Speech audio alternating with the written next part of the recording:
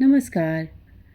श्री अयोध्या जी में कनक भवन एवं हनुमानगढ़ी के बीच में एक आश्रम है जिसे बड़ी जगह अथवा दशरथ महल के नाम से जाना जाता है।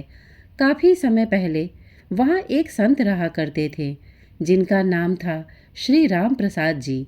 उस समय अयोध्या जी में इतनी भीड़ भाड़ नहीं होती थी, ज़्यादा लोग नहीं आते थे। श्री राम प्रसाद जी ही उस समय बड़ी जगह के कर्ता धर्ता थे। वहाँ बड़ी जगह में मंदिर है जिसमें पत्नियों सहित चारों भाई श्री राम, श्री लक्ष्मण, श्री भरत एवं श्री शत्रुघ्न जी एवं हनुमान जी की सेवा होती है। चूँकि सबके सब फक्कड़ संत थे तो नित्य मंदिर में जो भी थोड़ा बहुत चढ़ावा आता था उसी से मंदिर एवं आश्रम का खर्च चला करता था। प्रतिदिन मंदिर में आने वाला सारा चढ़ावा एक बनिए को, जिसका नाम था पलटू बनिया, भिजवाया जाता था। उसी धन से जो थोड़ा बहुत जो भी राशन आता था उसी का भोग प्रसाद बनकर भगवान को भोग लगता था और जो भी संत आश्रम में रहते थे वे खाते थे। एक बार प्रभु की ऐसी लीला हुई कि मंदिर में कुछ चढ़ावा आया ही नहीं। अब इन साधुओं के पास कुछ जोड़ा गाठा तो था नहीं, तो क्या किया जाए।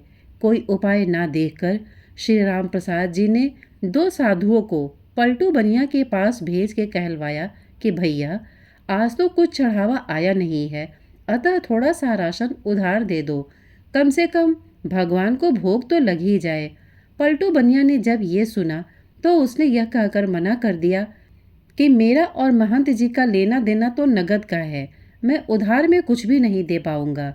श्री राम प्रसाद जी को जब यह पता चला तो जैसी भगवान की इच्छा कहकर उन्होंने भगवान को उस दिन जल का ही भोग लगा दिया। सारे साधु भी जल पी के रह गए। प्रभु की ऐसी परीक्षा थी कि रात्रि में भी जल का ही भोग लगा और सारे साधु भी जल पीकर भूखे ही सोए। वहाँ मंदिर में एक नियम था कि शयन कराते समय भगवान को एक बड़ा सुंदर पीताम्बर ओढ़ाया जाता था तथा शयन आरती के बाद श्री राम प्रसाद जी नित्य करीब 1 घंटा बैठकर भगवान को भजन सुनाते थे। पूरे दिन के भूखे राम प्रसाद जी बैठे भजन गाते रहे और नियम पूरा करके सोने चले गए। धीरे धीरे रात बीतने लगी। करीब आधी रात को पलटू बनिया के घर का दरवाज़ा किसी ने खटखटाया। वो बनिया घबरा गया कि इतनी रात को कौन आ गया। जब आवाज़ सुनी तो पता चला कुछ बच्चे दरवाजे पर शोर मचा रहे हैं। अरे पलटू, पलटू सेठ, अरे दरवाज़ा खोल। उसने हड़बड़ाकर खींचते हुए दरवाज़ा खोला। सोचा कि ज़रूर ये बच्चे शरारत कर रहे होंगे, अभी इनकी अच्छे से डांट लगाऊंगा। जब उसने दरवाज़ा खोला तो देखता है कि 4 लड़के, जिनकी अवस्था 12 वर्ष से भी कम होगी, एक पीताम्बर ओढ़कर खड़े हैं। वे चारों लड़के एक ही पीताम्बर ओढ़े थे।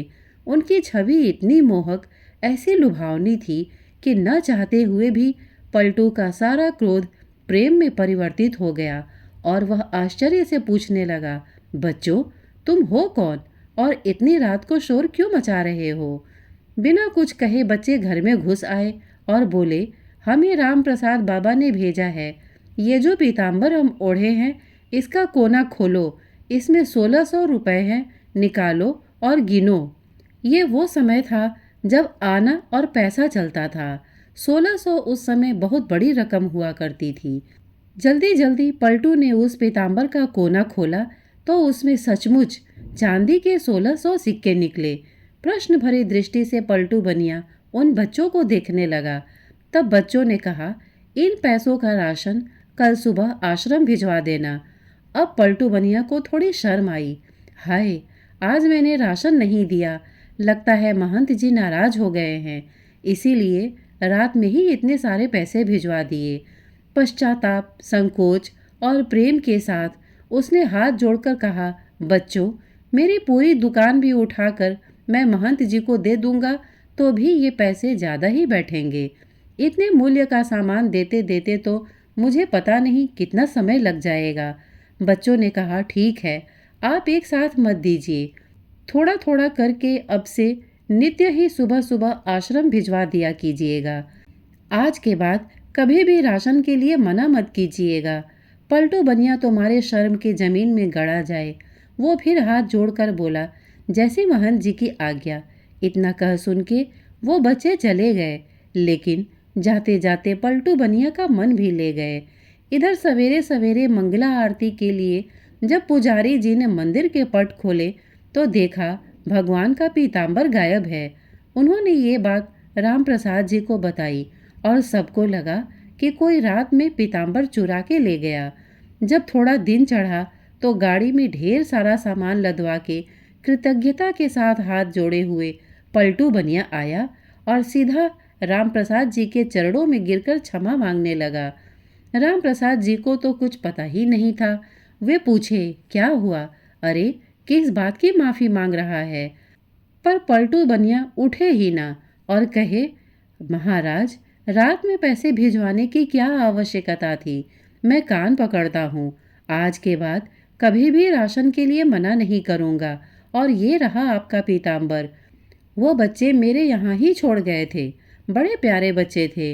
इतनी रात को बेचारे पैसे लेकर आ भी गए। आप बुरा न माने तो मैं एक बार उन बालकों को फिर से देखना चाहता हूँ। जब राम प्रसाद जी ने वो पीताम्बर देखा तो पता चला ये तो हमारे मंदिर का ही है जो गायब हो गया था। अब वो पूछे कि ये तुम्हारे पास कैसे आया? तब उस बनिया ने रात वाली पूरी घटना सुनाई।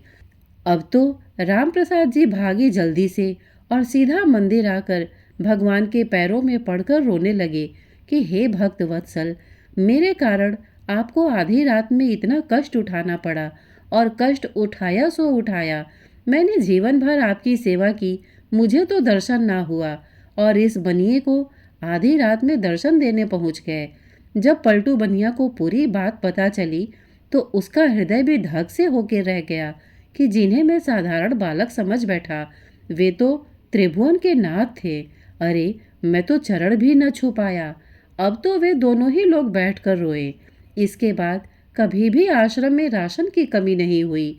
आज तक वहाँ संत सेवा होती आ रही है। इस घटना के बाद ही पलटू बनिया को वैराग्य हो गया और यह पलटू बनिया ही बाद में श्री पलटू दास जी के नाम से विख्यात हुए। श्री राम प्रसाद जी की व्याकुलता उस दिन हर क्षण के साथ बढ़ती ही जाए और रात में शयन के समय जब वे भजन गाने बैठे तो मूर्छित होकर गिर गए। संसार के लिए तो वे मूर्छित थे, किंतु मूर्छावस्था में ही उन्हें पत्नियों सहित चारों भाइयों का दर्शन हुआ और उसी दर्शन में श्री जानकी जी ने उनके आंसू पोंछे तथा अपनी उंगली से इनके माथे पर बिंदी लगाई, जिसे फिर सदैव इन्होंने अपने मस्तक पर धारण करके रखा। उसी के बाद से इनके आश्रम में बिंदी वाले तिलक का प्रचलन हुआ।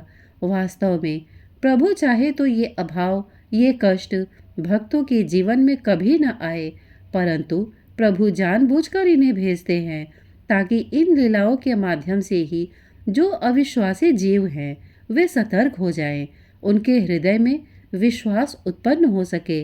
जैसे प्रभु ने आकर उनके कष्ट का निवारण किया, ऐसे ही हमारा भी कर दे। जय सिया राम। श्रोतागण, प्रस्तुत प्रसंग आपको कैसा लगा हमें कमेंट करके अवश्य बताइएगा। साथ ही इतने धैर्य से इसे सुनने के लिए आपने अपना बहुमूल्य समय दिया, इसके लिए आपका बहुत बहुत धन्यवाद। नमस्कार।